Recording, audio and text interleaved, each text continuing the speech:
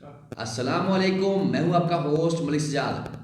तो नाजरीन, आज हमारे साथ अज़हर साहब हैं। इन्होंने कुछ सवालात जो अपनी डायरी में लिखे हुए हैं वो हमसे सवालात करेंगे पाकिस्तान वर्क परमिट और जो पूरी दुनिया में वर्क परमिट, तुर्की वर्क परमिट की प्रॉब्लम्स हैं उनके बारे में। अस्सलाम वालेकुम अज़हर साहब। वालेकुम सलाम जी। मकसद क्या हाल है? ठीक है। अल्हम्दुलिल्लाह जी, ठीक। आप सुनाएं, कैसे हैं जी? अल्हम्दुलिल्लाह अल्हम्दुलिल्लाह। एक्चुअली हम बात करना चाह रहे हैं कि तुर्की वर्क परमिट फ्रॉड के बारे में, तुर्की वर्क परमिट कॉम्प्लिकेशंस के बारे में। तो हमें पाकिस्तान से, बांग्लादेश से और दुबई में जो पाकिस्तानी कम्युनिटी है, बांग्लादेश की है और नेशनल भी हैं, नेपाली भी हैं, उनसे कॉल रिसीव होती हैं कि वो अक्सर फ़ोन करते हैं कि हमारा वर्क परमिट आ गया है तुर्की से, तो उसके बारे में हमें बताएं, हमारे डॉक्यूमेंट्स बताएं, या ये क्या सही है या गलत है। तो उसके बारे में थोड़ा सा क्लियर करना चाह रहे हैं। असल में ये एक वीडियो लंबी हो जाती है, फिर तो बड़े कहते हैं वो बहुत लंबी वीडियो हो गई है। तो इसका आपके सवाल का जवाब कुछ यूँ है कि तुर्की में वर्क परमिट हासिल करने के लिए कोई भी अगर कंपनी है वो पाकिस्तान से या किसी भी कंट्री, इंडिया, बांग्लादेश या अदर किसी भी कंट्री से कोई एम्प्लॉय मंगवाना चाहते हैं तो उस कंपनी के गवर्नमेंट के कुछ रूल रेगुलेशन है।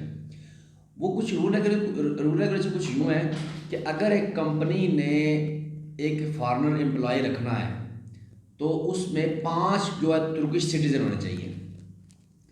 5 सिटीजन के तुर्किश सिटीजन उस कंपनी में काम कर रहे हों, एक्टिव हों, उनका इंश्योरेंस हर महीने गवर्नमेंट को जा रही हो, तो छठा फॉरेनर रख सकते हो। ठीक है जी। उसके अलावा तो ये अगर आप 5 रख रहे तुर्किश तो छठा फॉरेनर हो गया, लेकिन 7वां फॉरेनर नहीं रख सकते। फिर 5 तुर्के रखने हैं और 11 बंदे हो गए। 12वां फिर फॉरेनर होगा। 12वां फॉरेनर हो गया, अब फिर एक फॉरेनर रखना है तो फिर 5 तुर्के और एक फॉरेनर, क्योंकि तुर्की की अपनी आबादी जो है वो 83 मिलियन है, यानी 8 करोड़ 30 लाख है। और इनके पास अपने बंदे काम करने के लिए काफ़ी हैं।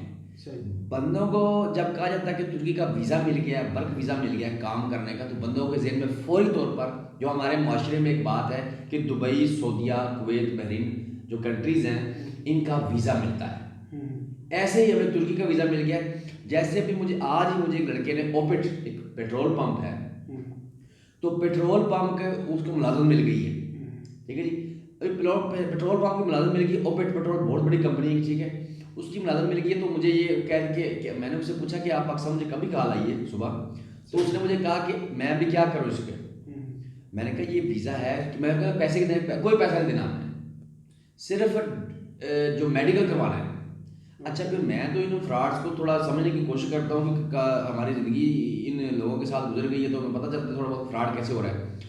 उसने फिर ये बताया कि ये सिर्फ मेडिकल करवाना है। अच्छा, मैंने बोला मेडिकल कितने पैसे हैं? उसने बोला 35,000 मेडिकल का देना है। मैंने कहा अगर वीज़ा रिजेक्ट हो जाए मेडिकल वापस मिलेंगे? कहते हैं वो तो नहीं वापस मिलेंगे। ठीक है।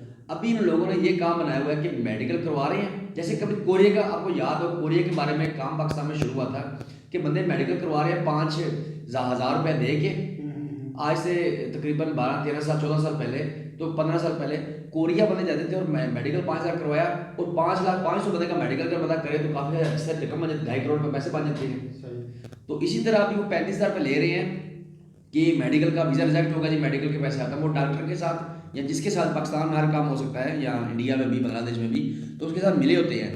तो वो जो है उसको वीज़ा नहीं मिलता तो 35,000 गया और डॉक्टर वो 50-50 क्लिनिक में जाओ डॉक्टर मेडिकल कराओ, वो 50-50 बांट लेते हैं। 35,000 में कौन सा टेस्ट होता है जैसे। हाँ, तुर्की में सिर्फ अभी जो है ना पोलियो का खतरे पिलाए हुए कार्ड चाहिए कोई किसी वीज़े के लिए, और जो कोविड का जो है ना वो टेस्ट चाहिए बिफोर 48 आवर्स, यानी 48 घंटे पहले उसका टेस्ट हो, उसके अलावा कोई जो है ना मेडिकल नहीं है। सही। तो इसका मतलब है जो ये जैसे सऊदी अरेबिया से स्टील फिक्सर, ये यहाँ पे से जो वीज़े लोग भेजते हैं, स्टील फिक्सर के, ड्राइवर के, वेल्डर के या किसी वर्कर के कंपनीज के भेजते हैं, तो ये सारे जैसे सऊदी अरेबिया की तरह जाते हैं, पहले वीज़े जाते हैं, तो इस तरह वीज़े तुर्की के नहीं जाते। नहीं, यहाँ पर 2012-13 में एक गवर्नमेंट की कंपनी थी जिसने एयरपोर्ट बनाया था। नया एयरपोर्ट जो बना है उसमें बंदे आए थे, वो लीगल थे, वो पाकिस्तान कंपनी खुद गई गवर्नमेंट की इजाज़त से।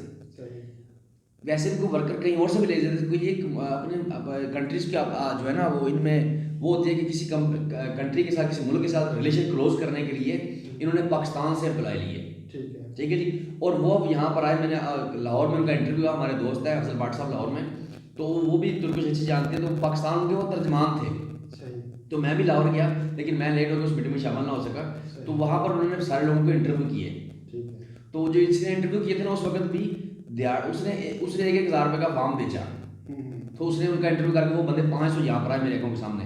अदरवाइज अभी ये स्टील फिक्सर वीज़े जो हैं, ये दूसरे दूसरे वीज़े, ऐसे वीज़े बहुत फ्रॉड है। कैसे स्टील फिक्सर, लैंग्वेज सबसे बड़ी प्रॉब्लम है तुर्की में, लैंग्वेज की। सही। आपको लैंग्वेज नहीं आती, वो आपको काम कैसे समझा सकते हैं उसको। सही। ठीक है जी, सबसे बड़ी प्रॉब्लम ये है। अच्छा, मेरा अगला सवाल ये है कि जिस तरह सऊदी अरबिया का लोग आज़ाद वीज़ा भेजते हैं, लेते हैं, और जिसकी हकीकत नहीं है, और दुबई से भी आज़ाद वीज़ा लोग कह के भेजते हैं जो कि हकीकत में नहीं होता आज़ाद वीज़ा। क्या तुर्की में ऐसा है पॉसिबल कि तुर्की के अंदर भी आज़ाद वीज़ा लोग इधर वीज़ा लेके यहाँ पे आज़ाद किसी कंपनी, दूसरी कंपनी में काम कर सकते हैं? क्या पॉसिबल है ऐसा? जैसा कि आपको भी पता है अदर साहब कि दुनिया में कहीं भी रूल रेगुलेशन है कि आज़ाद वीज़ा नहीं होता, इसका कोई कॉन्सेप्ट नहीं, इसका वजूद नहीं है। दुबई में तो आप काफ़ी इन चीज़ों को जानते हैं, और यहाँ भी रूल रेगुलेशन यही है कि आज़ाद वीज़ा नहीं है, इसका कोई वजूद नहीं है।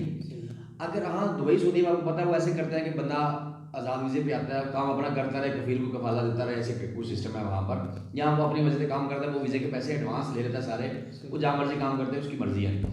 यहाँ पर ये सिस्टम है कि यहाँ पर जो अरब कंट्रीज हैं उनसे काफ़ी ज़्यादा सिस्टम अच्छा है। एक काम के बारे में गुलाम करके नहीं आप किसी रह सकते।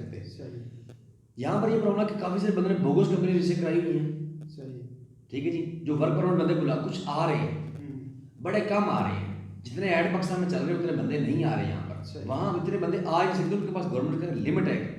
हर कंट्री की उनके पास रिकॉर्ड होता है, लिमिट होती है कि इस कंट्री से इतने बंदों ने वर्क परमिट ले लिया और किसी की इंश्योरेंस नहीं आ रही। वर्क परमिट पर बंदे मंगा लेते हैं यहाँ पर, और उनको फिर वर्क परमिट लगवा भी देते हैं, क्योंकि वर्क परमिट लगवाने की फीस होती है तकरीबन उसके 4-5 डॉलर खर्चात हैं, जो जिसके पास वो काम कर रहे हैं उसकी जिम्मेदारी उसको वर्क परमिट लेके दे। अच्छा, वर्क परमिट जो है वो बंदे काफ़ी सारी कंपनी पाकिस्तान में जो वीज़े बेच कर महंगे दामों में बंदे यहाँ पर आए तो उनको वर्क परमिट नहीं लगवा के देते हैं। सही।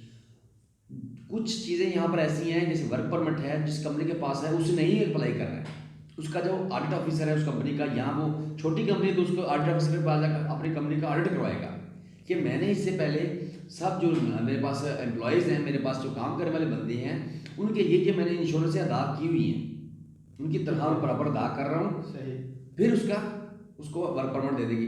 अच्छा, वर्क परमिट लेने के बाद कुछ कंपनियाँ अच्छी होती हैं, वर्क परमिट बंदे को ले लेती है लेकिन काम पर रखती नहीं है।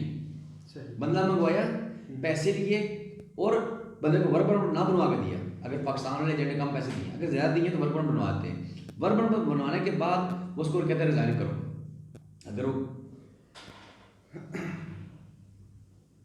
मेरा अगला सवाल ये है कि अगर किसी बंदे का, किसी आदमी का, किसी वर्कर का यहाँ पे वर्क परमिट ख़त्म हो जाता है, और दूसरा ये है कि वो अपनी कंपनी से को रिज़ाइन कर देता है, तो उसके बाद क्या वो यहाँ पे रहते हुए जॉब फाइंड कर सकता है?